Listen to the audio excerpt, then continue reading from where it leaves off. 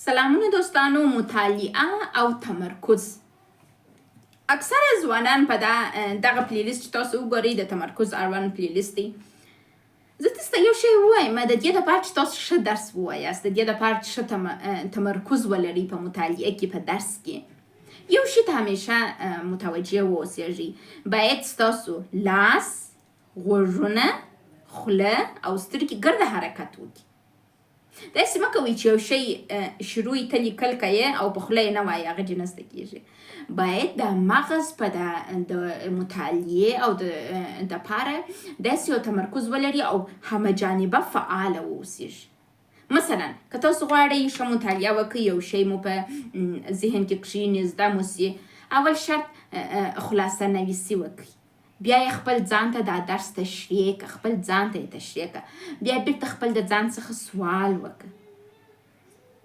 ګورئ، اومې خلاصه ولیکل، اومې ځان ته تشریح کړئ، اومې د ځان څخه سوال وکړئ، موضوع وتړله سول، شپه تېره سول، ساعت چې راکښېنستل یې، دا شیان بیا تکرار کړه، بیا چې په ژونده یاد نه وي. راځو تمرکز په مطالعه کې د تمرکز اړوند خبرې کوو.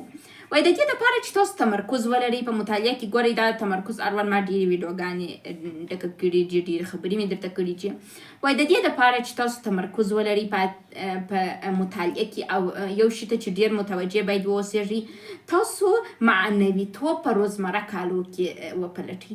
هغه انسانان په مطالعه کې تمرکز نه لري چې په دا فکر کوي چې سبا پلانکی کار وسي بیا نو زه خوشبخته کېږم، زه د پوهنتون څخه فارغه سم بیا خوشبخته کېږم، زه د سمستر څخه فارغه سم بیا خوشبخته کېږم. نه، په نن کې ته معنویات ولټوه. ښه، په نن کې مثلا زه دا اوس پروانه زیایي چې دا ویډیو ریکارډوم، دا ویډیو ماته داسې خوند راکوي، داسې ښه احساسات راپکې جوړوي، خوشحالي راکوي، ښه خوند راکوي چې یو ځوان په دې پوه کړم چې پروانه څه راته وایي. یعنې د خپل په روزمره کارو کې معنویت ځان ته پیدا کړه. دغه د دې سبب کېږي چې په ته ډېر ښه تمرکز بیا پیدا کړې. وایي ارامتوب تمرین کړ.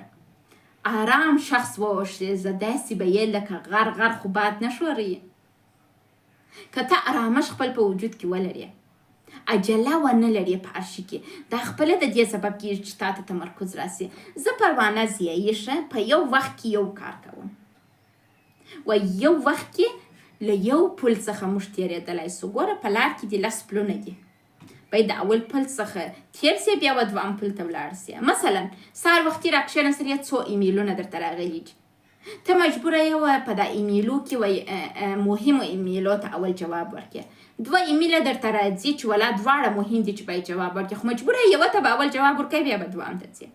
نو د دې دپاره چې تاسو ښه تمرکز ولرئ، کوشش وکړئ چې په یو وخت کې پر یوه کار باندې فوکس وکړئ، په یوه کار باندې ډېر تاکید وکړئ، هغه خلاص کړئ، بل ته منظم ولاړ سئ. بعضې انسانان دا رقم وي، ولا دا ورقه ده، دا ورقه باید زده کړم، الله هلته دغه غوندې ورقه راته پاته ده، دا به څه کوم، بدبخته سوله، دا به څنګه زده کوم، وارخطاست. موږ وایو نه، خپل ارامتوب حفظ کړه، په یو وخت کې یو کار وکړه، نو دا به د دې سبب کېږي چې ته پر مطالعې، پر درس باندې تمرکز ولرې. وایي راتلونکي پل ته فکر مه کوه چې دا خلاص و بل به څنګه کوم. وایي 100% په حال کې ځان تمرین کړه. تاسو دا زده کړئ. ګورئ، یو روانشناس چې کله د مراجعې سره خبرې کوي، موږ په یو وخت کې پر مریض باندې توجه کوو. روانشناس څه شي کولی سي چې ستا د ژوند کوټه مشکلات در حل کړي؟ څه قوت ده دا روانشناس در شا سته؟ یو شی سته، په هغه وخت کې ډېر عمیق فکر ستا اړوند کوي. یعنې کله چې روانشناس ته یو مریض راسي، مخکې له دې نه چې مخکې له دغه کس چې مریض ورته راغلی، یا وروسته چې مریض ورته راځي، روانشناس د هغه اړوند فکر نه کوي. کله چې ته ورته ګډې، تا ته عمیق ګوري، فکر کوي، ستا اړوند اوري، ستا اړوند خبرې کوي، په دې خاطر تا ته ښه سوالونه جوړوي او ښه شیانو ته فکر ولاړوي. نو په یو وخت کې یو کار. وایي ښه دید د حقیقت څخه. تاسو باید داسې یو دید خپل په ځان کې ولرئ، حقیقت ومنئ. مثلا زما سبا امتحان دی، نن باید دا امتحان درسونه ووایم، داسې نه چې ولاړه سم د اکا د لور و پارټي ته، نه، سهار امتحان لرم زه په پارټي کې یم دا خو صحیح کار نه دی.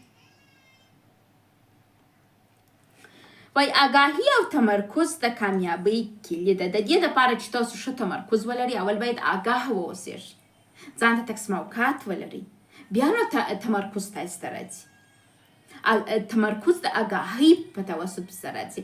تقسیموقات لرئ چې په دا هفته کې دا کارونه باید ولرم، دومره وخت لرم د دا کار دپاره. دا تا یو رقم سیستم ته اچي او دغه سیستم ته اچول د دې سبب کېږي چې ستا د تمرکز سبب سي. که ته سیستم نه لرې، که ته آګاه نه یې خپل د هفتې د پلانو څخه. اوس زه پروانه ضیایي ښه تاسو ته بعضې شیان ښکاره کړم.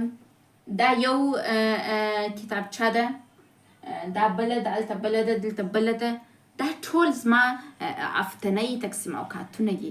زه په شنبې پر دا بجې راکښېنم، پر دا بجې بیدېږم، په دا ساعت کې دا کارونه کوم، په دا ساعت کې هغه کارونه کوم، زه په دوشنبې دا کارونه کوم، زه په پنجشنبې دا کارونه کوم. زما ټول ژوند پر تقسیم اوقات دي. آګاه یم خپل د هفتې د حالاتو څخه. دغه خپل د هفتې د آګاه حالاتو څخه آګاه کېده د دې سبب کېږي چې په مطالعه او درس کې تمرکز ولري. وایي زموږ رفتار زموږ صحت ټاکي. دا چې موږ انسانان څنګه رفتار خپل د ځان سره کوو دا زموږ صحت ټاکي او زموږ صحت دا ټاکي چې موږ پر موضوع باندې سره کم تمرکز ولرو. وایي د بدن عمیق شناخت، د ځان ساتنه دا هم د دې سبب کېږي چې تمرکز ولري.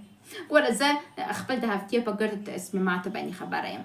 خپل ویټامین مې پر وخت خوړلی چې په دې خبره یم چې بدن مې سم دی، ښه روانه یم. نو دا ټوله د دې سبب کېږي چې زه په یو وخت کې پر یوه شي باندې تاکید ولرم، خپل معنویتوب په خپل روزانه کارو کې ولرم، په خپل روزانه په اوسني حال کې خوشحاله ویم.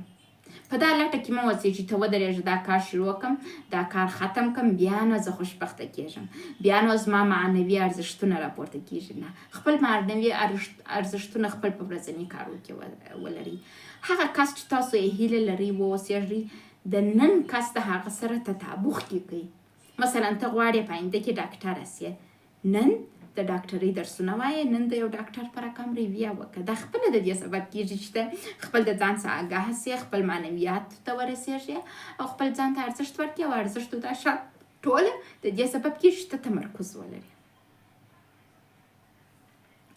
په دې هیله چې لږ شیان مو په دا خبرې د دې سبب سي چې تاسو فکر وکړئ او ستاسو فکر د دې سبب سي چې تمرکز ولرئ. همیشه خپل پر افکارو باندې فکر وکړئ، خپل پر فکر باندې، خپل پر وجود باندې، پر هر شي څخه آګاه واوسېږئ. آګاهي د دې سبب کېږي چې په تاسو کې د تمرکز یو ځواک فعال سي. د تمرکز ځواک ستاسو د کامیابۍ سبب کېږي. مننه.